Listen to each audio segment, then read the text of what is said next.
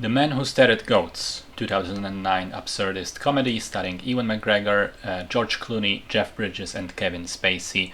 It's a ridiculous fictional story that combines a lot of elements which were actually true, or came from true stories originating at various points in time in the American military. McGregor plays a failing journalist who, in trying to reinvigorate his life and find purpose for it, goes over to Iraq to try and latch onto an interesting and dangerous story. He runs into George Clooney's character, who claims that he used to work for the army, that he was part of a secret division which focused on supernatural abilities and creating superhero Jedi soldiers.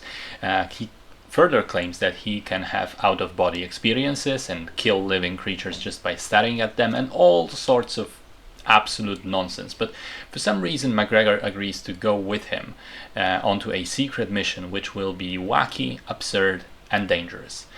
So, like I said earlier, the most amazing thing about the movie is realizing just how much of the supernatural bullshit, which is presented as bullshit, was actually researched for real and treated very seriously in the history of the American Army.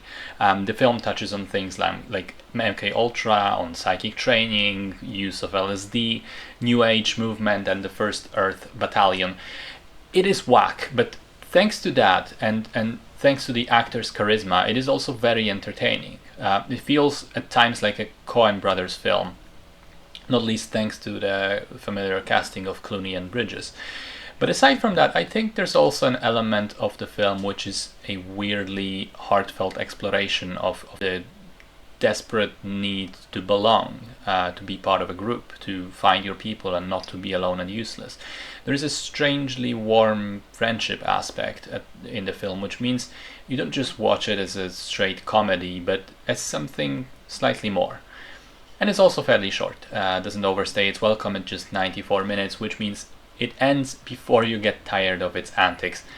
I liked it. I think it's a quirky little film that mixes humor and heart rather well.